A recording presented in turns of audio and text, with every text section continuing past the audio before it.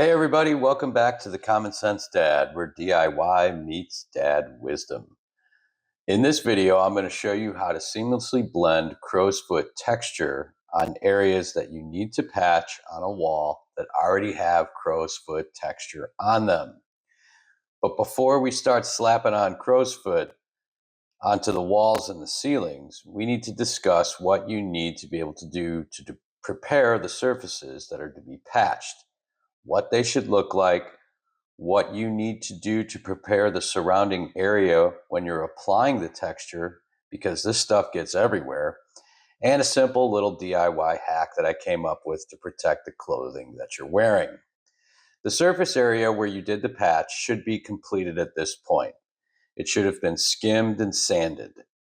One thing I like to do after sanding is to go along the edges and any thicker spots within the patch with a wet sponge. Now, the reason I like to use a wet sponge is that it helps blend the consistency of the patch with the actual wall surface.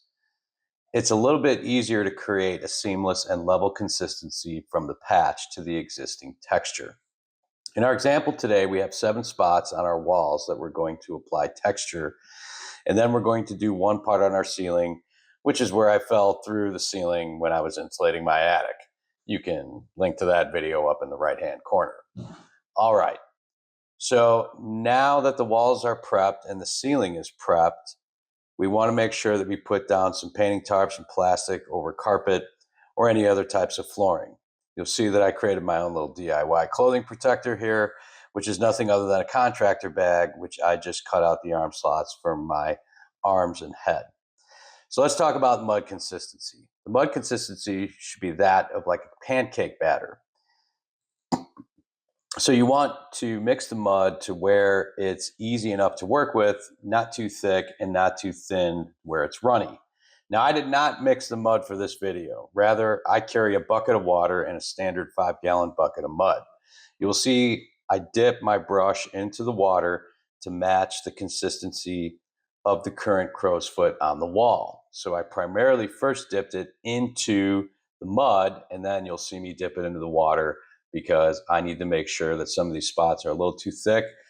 I'll use the water to sort of smooth out the consistency.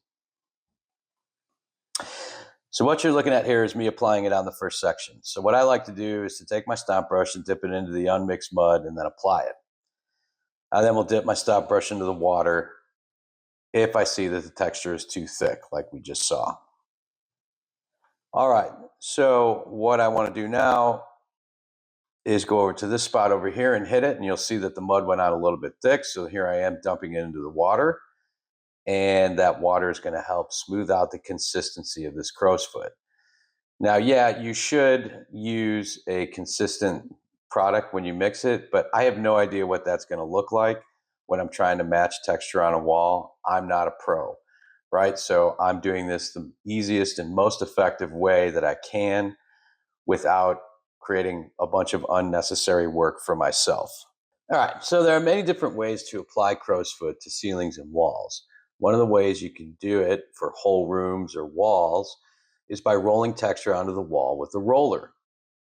So meaning you dip the roller brush into a pre-mixed bucket of mud with the consistency of pancake batter and roll that onto the ceilings and walls. And then you go hit it with the stomp brush. Now, this is a much more effective way of ensuring consistency on a whole wall or ceiling. But what I found is in smaller areas like this, it's much easier if you're just doing touch-ups to use a bucket of water to dip the brush in. It's just as easy to use pre-mixed mud in a bucket, but I wanted to be able to get the consistency right without mixing it. So when I'm on corners like this, what I'll do is, you see here in this shot, is that's about a 5-inch piece. So I'll hit it with half the brush. And again, you're not trying to crush the whole thing. You just want to try and get it to where it blends perfectly. All right, so let's move on to the ceiling.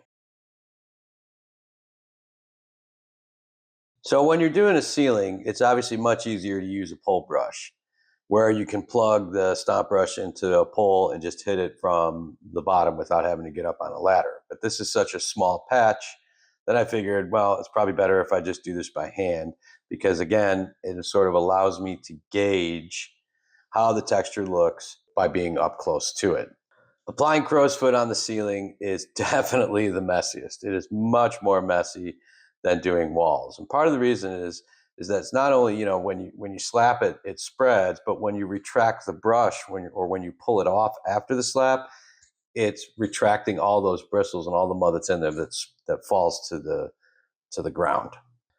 And honestly, this is the primary reason why I created my little contractor bag clothing protector.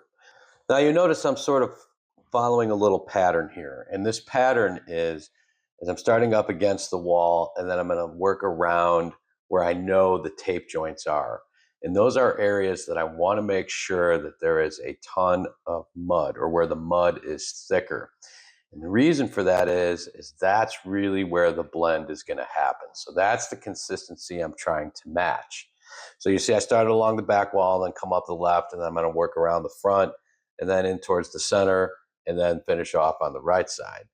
But it's those areas along where the patch actually, where the tape lines are, that's what concerns me the most. That's where we want to make sure we get the right pattern, and then we can work that pattern coming in. So remember, with crow's foot, there really is no pattern. So I've seen contractors where they put it on horizontally, then vertically, and they keep turning it 90 degrees every time they go a foot or so. And that's great for, you know, whole walls or ceilings that don't have texture on them, or when they're just naked and ready to do. But when you're trying to match what's currently there, you know, I have to see it up close, at least for me, in order to do it. So we'll go ahead and keep finishing those. We're blending it around the light fixture. I'm not too worried there because it's just the light fixture. But then I'm going to go again and make sure I get those edges. Review all the edges here, kind of do a final inspection while I'm up here. All right, so looks like final inspection there. Looks pretty good. So now I'm going to go down and get my wet sponge, and I'm going to use that to clean the excess mud off of the crown molding and any little spots I see on the wall.